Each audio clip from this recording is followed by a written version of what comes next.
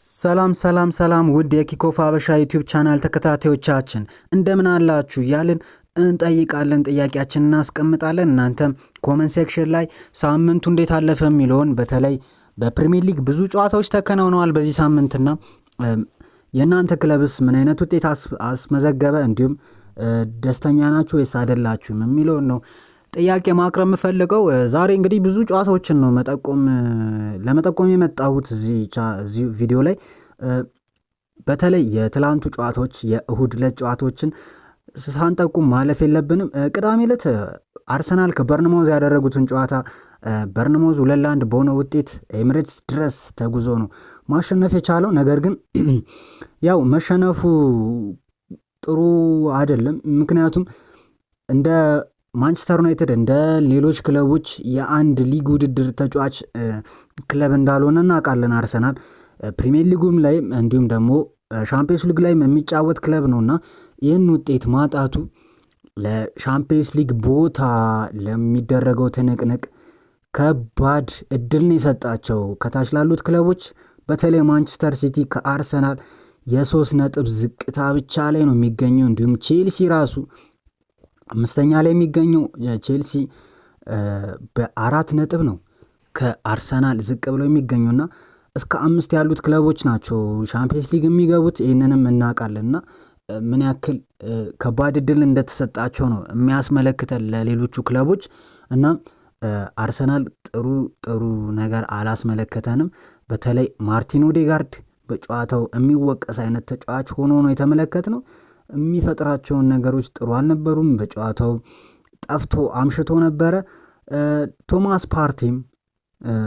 ፓርቴም ጥሩ ነገር አላስመልከተን። ምክንያት ለሻምፒየንስ ሊጉ የግማሽ ፍጻሜ የመልሱ ጨዋታ ላይ ነው ትኩረታቸውና አትፈርዱባቸው። አርሰናሎች ከሁለት ያጣ ከሚሆኑ አንድ ያጡ ቢሆኑ ይሻል ነበር። ነገር ግን አሁን ከሁለቱም ለማጣት ጫፍ ላይ ይመስላሉ። እንደምናውቀው ፕሪሚየር ሊጉን ቆይቷል ካረጋገጡ ሊቨርፑሎች ማለት ይቻላል። ያው በቁጥራዊ መረጃ ያለፈው ሳምንት ቢሆን የሚያረጋግጡት ብቻ አርሰናሎች ግን ለሻምፒየንስ ሊግ ቦታ ለማግኘት እንዲሁም ደግሞ ሻምፒየንስ ሊግንም ዋንጫ ፍጻሜ ተገኝቶ ዋንጫውንም ለመብላት ሁለት ቦታ ትኩረታቸው ሆኖ ነው እየተጫወቱ ያሉትና በአንደኛው ቦታ አቅማቸውን እያጡ ይገኛሉ። ይህም ፕሪሚየር ሊግ ነው እየሆነ ያለው።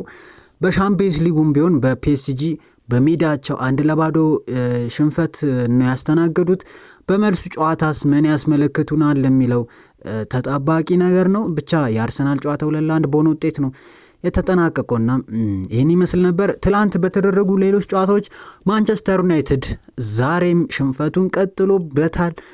ፕሪሚየር ሊግ ላይ አሁን እንዳነሱት ሁለት ትኩረት ያለበት ክለብ አይደለም። ይሄ አንድ ትኩረት ነው ያለው ማንቸስተር ዩናይትድ።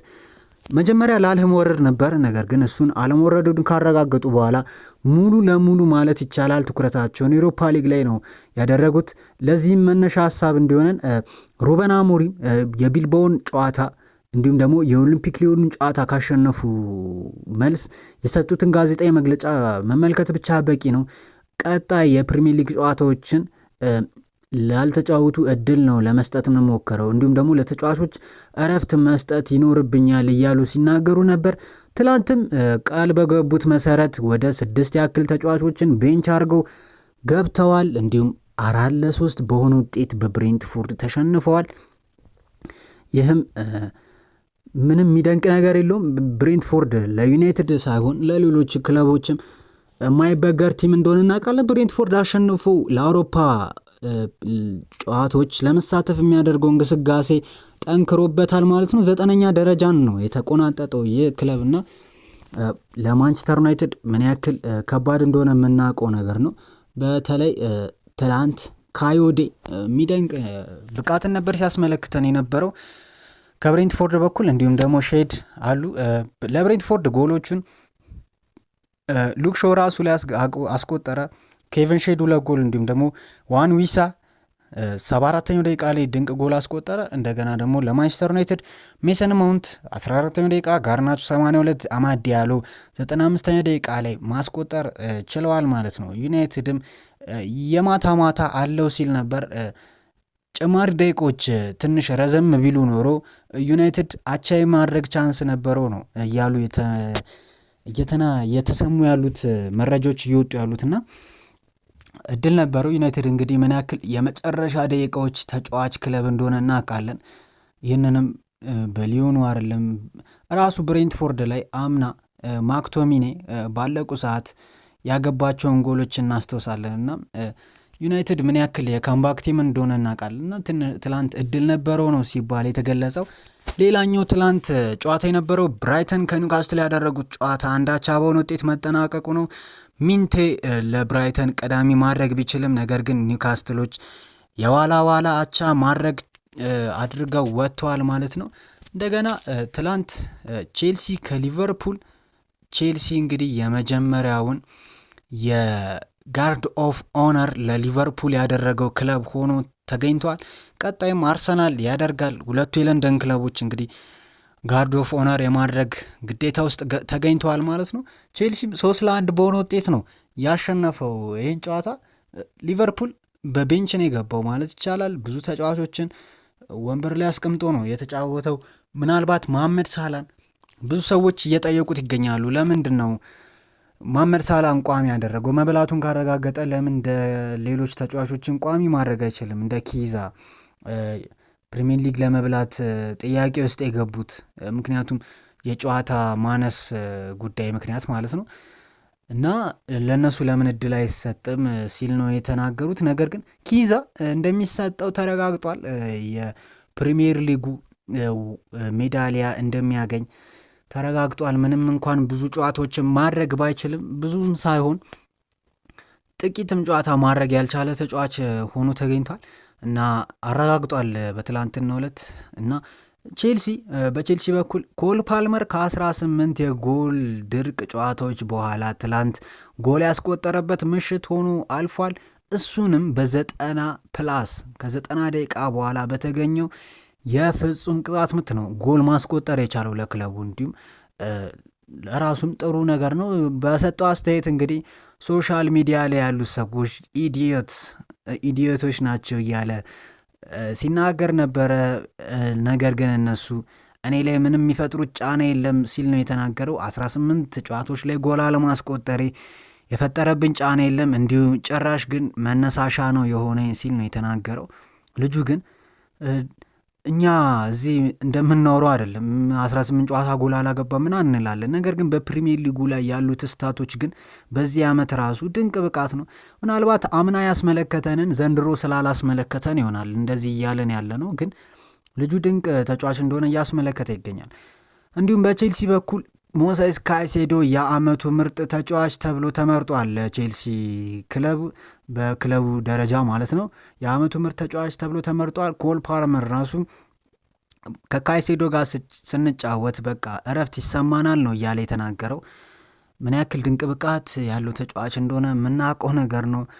ዛሬ አይደለም መነጋገር ያለብን። ምናልባት ሌሎች ነገሮች በሌሎች ቪዲዮዎች ልንመለስ እንችላለን። እሱን ድንቅ ብቃት ትላንት ከላቪያ እንዲሁም ከኤንዞ ፈርናንዴዝ ጋር ያሳዩን ጥምረት ግን የሚደነቅ ነው።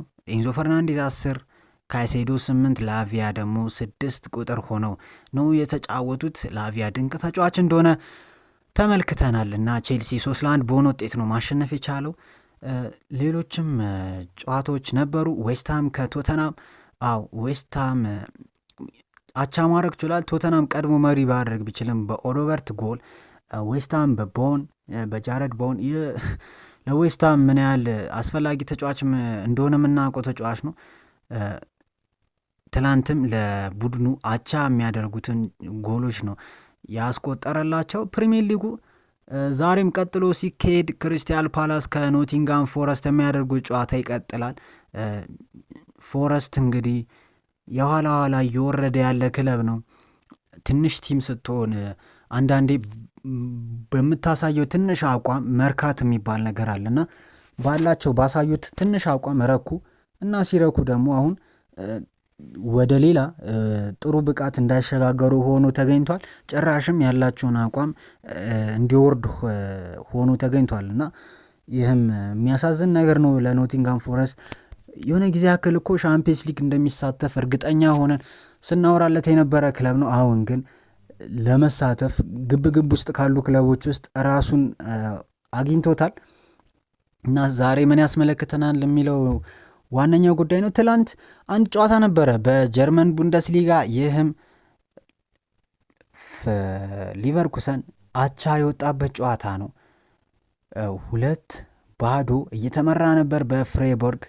ከዛ ግን የኋላ 2 አቻ አድርጎ ክለቡ ከመሸነፍ ዳነ። ነገር ግን በዛኛው በኩል ባየር ሙኒክ ሻምፒዮን መሆኑን አረጋግጦ ሃሪ ኬን የመጀመሪያ የሊግ ዋንጫውን ማሸነፍ ችሏል።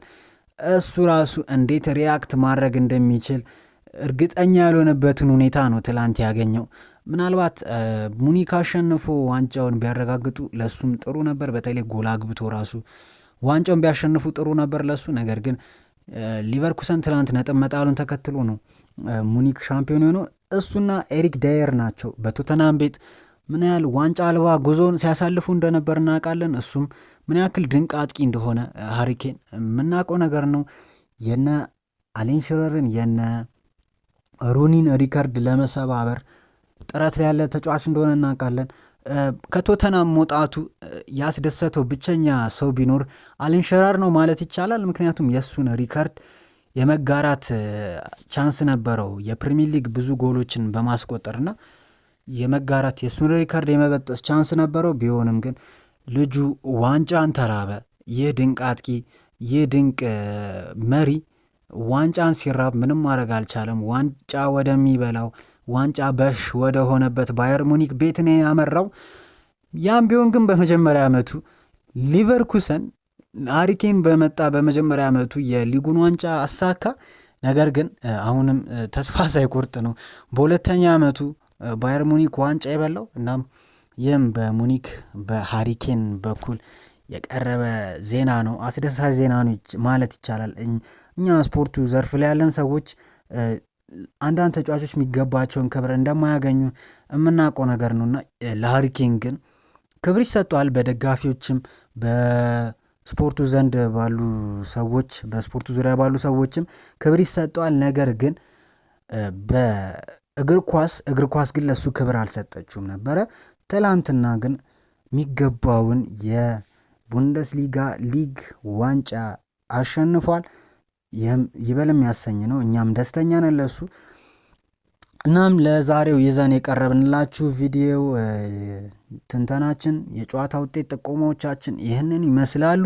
በቀጣይ የሻምፒየንስ ሊግ የመልስ ጨዋታዎች የሚካሄዱ ይሆናል። አርሰናል ከፒኤስጂ በፓሪስ ሴን ጀርመን ሜዳ ፓርክ ደ ፍራንስ የሚያደርጉት የመልስ ጨዋታ ይጠበቃል። እንዲሁም ደግሞ ኢንተር ሚላን ከባየር ሙኒክ በሳንሲሮ የመልስ ጨዋታ የሚጠበቁ ናቸው። ፒኤስጂ 1-0 አሸንፎ መጥቷል። ኢንተር ከባርሳ 3 አቻ ሆኖ የተጠናቀቀ ጨዋታ እንደነበር እናስታውሳለን። በአሁኑስ ምን እንመለከታለን የሚለው የሁላችንም ጥያቄ ነው። እነዚህን አይነት ጥያቄዎችን ይዤ የምመለስ ይሆናል በሌሎች ቪዲዮዎች። እናም አብራችሁን ከቻናላችን ጋር እንድትቆዩ ስል ሰብስክራይብ እንድታደርጉ እንዲሁም ቪዲዮ ላይክ፣ ሼር እንድታደርጉ ስል አሳስባለሁ። በፍቅር ማለት ነው። ሀሳባችሁ ምን እንደሆነ በኮሜንት ሴክሽን ላይ አስቀምጡልን። ለዛሬ የነበረን ቪዲዮ ይህን ይመስላል። ቸር ሰንብቱ።